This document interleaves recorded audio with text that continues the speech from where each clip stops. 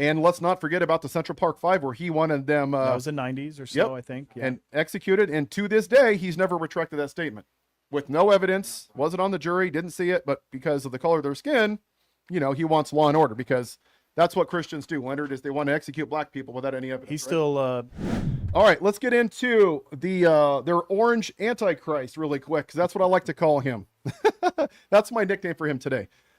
Can you play that first clip for me? We're gonna listen to the convicted felon talk about renaming the military bases after Confederate leaders that supported slavery. So in this clip, looks like the orange guy issued an executive order that we're going to be renaming, what is it, 7 of these? Robert E. Lee and a bunch of other of these bases. I think it's 6 or 7. 6 or 7. You got it? All right, here we go. For a little breaking news, we are also going to be restoring the names to Fort Pickett, Fort Hood, Fort Gordon, Fort Rucker, Fort Polk, Fort A.P. Hill, and Fort Robert E. Lee. We won a lot of battles out of those forts. It's no time to change. And I'm superstitious. You know, I like to keep it going, right? I'm very superstitious. We want to keep it going. So that's a big story. We just announced that today to you for the first time. They said, why didn't you wait till Saturday? I said, I can't wait. I got to talk to my friends here today. This is a record crowd. You know, you never had a crowd this big. That's an honor. You think this crowd would have showed up for Biden? I don't think so. I don't think so. I don't think so. Maybe I'm wrong.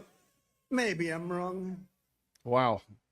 I mean, you would think after 8 years in high school, Trump would be twice as smart as you and I, but evidently this is what we get. You know what I find very interesting is when people call in here, and people that I talk to when I'm on TikTok, you know, they say he's not racist. So let's just go over a couple things, Leonard, really quick, if we could.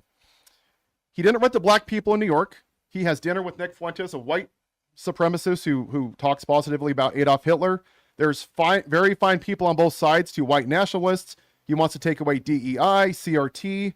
If I'm not mistaken, CRT, I still haven't heard the name of one school, grades K through 12, that even teaches CRT. Taking down the history of like Harriet Tubman, removing the history of the Tuskegee Airmen, which was the first black airman in the service. And he removed the history of Jackie Robinson.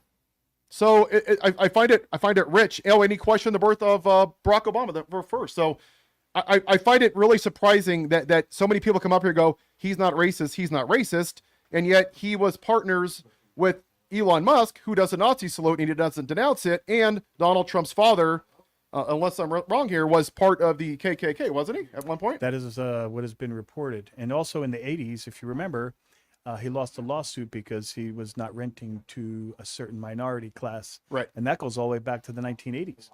And let's not forget about the Central Park Five, where he wanted them. That was the 90s or so, yep, I think. Yeah. And executed. And to this day, he's never retracted that statement. With no evidence, wasn't on the jury, didn't see it, but because of the color of their skin, you know, he wants law and order, because that's what Christians do, Leonard, is they want to execute black people without any evidence. He still thinks he won the 2020 election. He won't let that go. He still thinks he's a Christian. He still thinks that the people that he pardoned from January 6th are somehow better than a couple of people down in LA who, I'm not condoning throwing glass. I'm not condoning violence and lighting cars on fire, but they certainly weren't beating the police with poles with American flags on them.